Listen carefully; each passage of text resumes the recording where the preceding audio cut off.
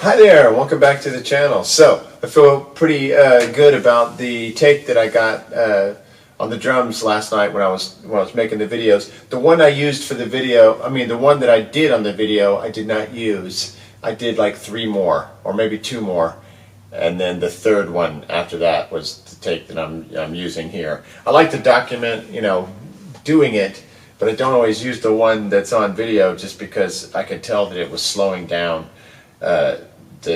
At the end, must have just ran out of gas, but you could just tell it was slowing down on that one. And then there was multiple other problems with other takes. Who can remember? But I'm just glad to have that one down because move on. All right. So after you record the guide track, go back there, connect the drums, play along to the guide track. Now I have completed drums. But they haven't had any work done on them, and I don't do much. But what I do is I take each track over to Audacity. So I'll connect it to the computer through the USB. Once the icon comes up, I open it up. I take the tracks out. In this case, there was 4 of them. You had bass drum, left overhead, right overhead, snare drum. So that's 4 tracks.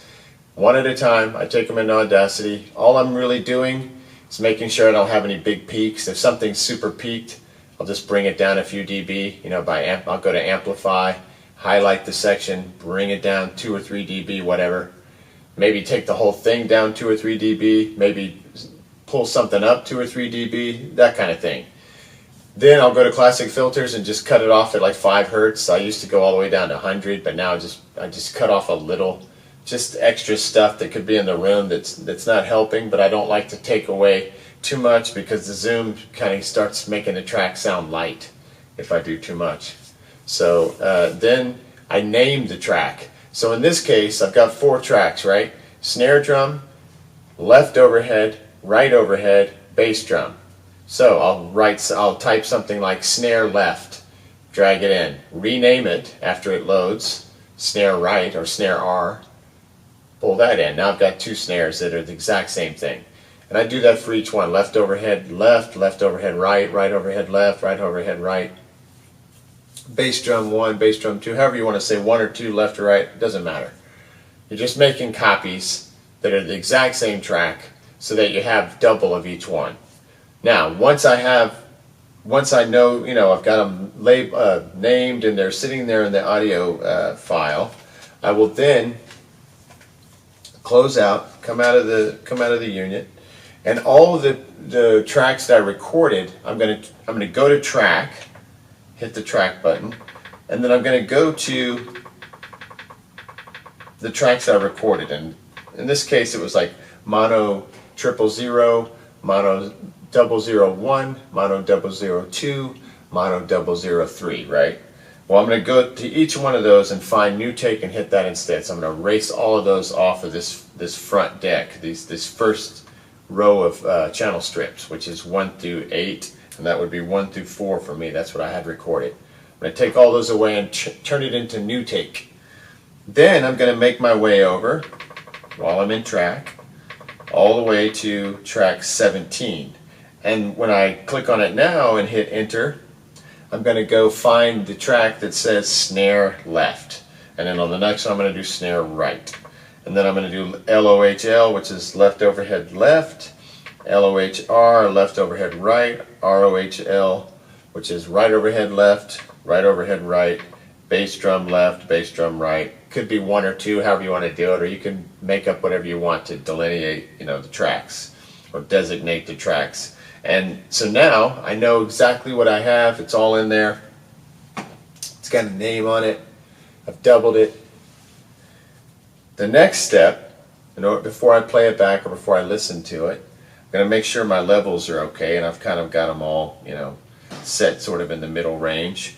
And then I'm going to go to mastering mode. And the way you achieve that is first thing you want to do is bring that red slider down. So I'm going to bring it down, quite a bit so that I don't blow my eardrums out or blow up a speaker or something, because it gets a lot louder, way louder, once you go into mastering mode, because you're doing some EQ type stuff and messing with crossovers and adding, a lot of mid-range and blah, blah, blah. Adding everything. All right. So what you want to do is go to Effect. I'm going to go, the algorithm is mastering. The patch, number 00 plus alpha. Input screen, got to be careful here, make sure it's master. Otherwise it's going to just go to the tracks that it's 1, 2, 3, 4, blah, blah, blah. I'm going to hit edit. Go to 3-band compressor here, and we've got that crossover low at 50, crossover high at 50. On the sense, high, mid, and low, all of those are going to go to 5. The mix high, mix mid, mix low, all of those I'm going to roll to 5. And you can play around with that, but that works for me to kick it off, and then later I fine tune. Okay, normalizer, gain, I'm going to have 0. 3-band EQ, 555. Level 62. Sorry. Same thing as the 555 thing again. The dimension, the reso is off. Patch level 24. You can play with that though if you need more gain. The ZNR is off. Those are my mastering settings. All right, so now we're going to play back. Just going to hit play, and I'll just wait. Let me just start by isolating some stuff. Let's just start by isolating the bass drum first, just so you can hear each thing. All right, so here's the bass drum. It'll take a second to click in.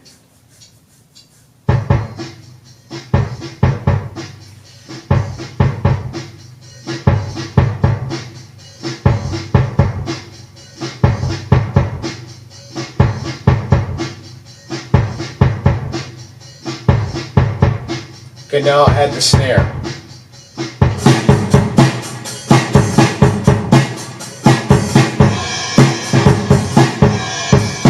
Left overhead.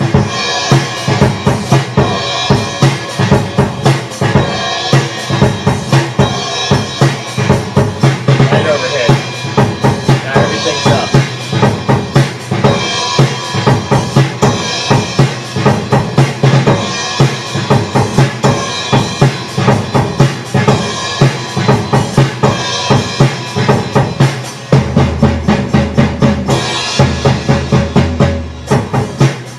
Okay, so everything is sounding, pretty good, pretty big. Let me show you something really quickly. This is what it would sound like if I wasn't doubling. Let me take off one of each. See if I did that correctly. So here it is, not doubled.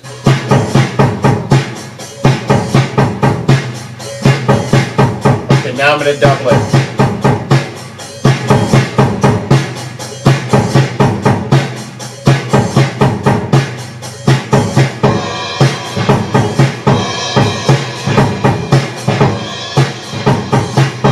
Back to not doubled, doubled.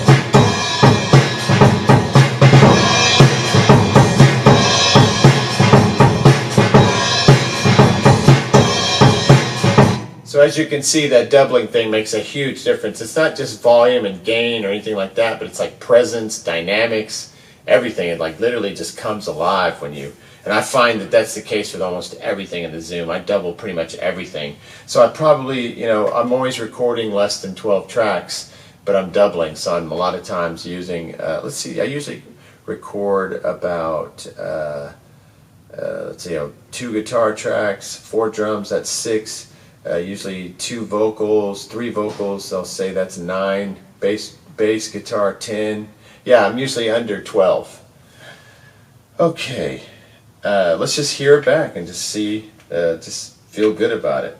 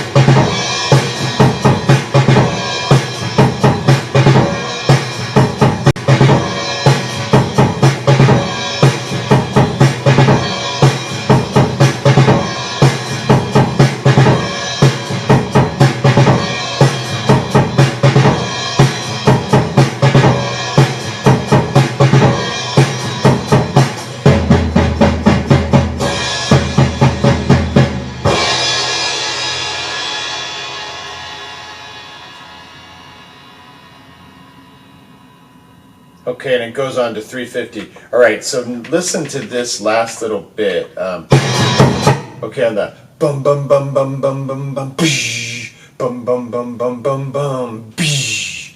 So on that part, I'm riding the low tom, the blum blum blum blum, which is really loud and powerful and dynamic. And then I'm on the bass drum as well. But the last thing I do is hit the two cymbals with the bass drum. And I noticed that it was a little anticlimactic because I'm building up at the tom, the jin jin jin jin jin jin jin bsh. And so the bass drum was sounding less. So all I did was go in on every one of those on that last, just especially on the left overhead, which is also aimed at the bass drum, and then the actual bass drum mic on that last bass drum, lifted it up a little, just I think it was 2 dB, and watch what it does. That last boom is powerful now. It sounds like a sack hitting the ground.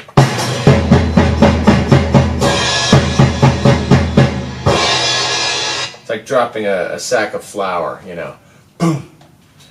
Okay. All right. I think that's one of the better snare tones I've ever had, and just good power, good dynamics, no distortion. That was, paramount. Can't have distortion, can't have any of that clicking sound. It's just unbearable to deal with. And so I feel good about that because there's no glaring issues like lights going on, peak, or the little peak button, or that little clicking noise when you have digital distortion on drums. Not good. So that to me was a successful endeavor. Next step. So everything, and now what I have on this back row is all my drums. They're all labeled. So now I just go back to the top row, which is 1 through 7, or 1 through 8. Sorry, because there's 24 tracks divided by 3. And I'm going to plug in my 2 mics here and record the guitar part.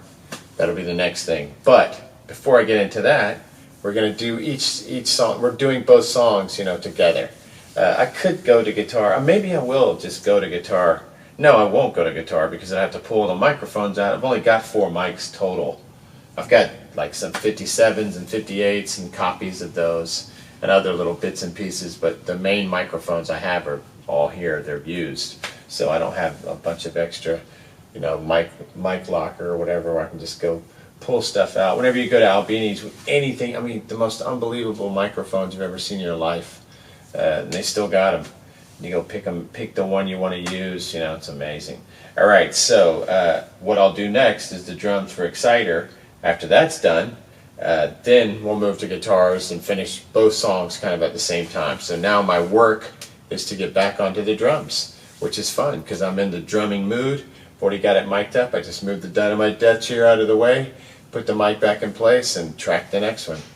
All right, so if there's anything I can do to help anyone, or if you're watching the videos and you're confused, you got the Zoom, you're trying to make a record or make recordings of your band, or just I don't know what you're trying to do with it, but you're trying to get optimal results, and there's a lot to it, and there's a lot of little secrets. So just dig around on the channel if you're having trouble. If you can't figure it out, just reach out. I'm always around, always checking to see if somebody's asking something. I stay on YouTube a lot when I'm at home. It's just like watching videos, and not these videos, but like other ones. All right, so hopefully everybody's doing well.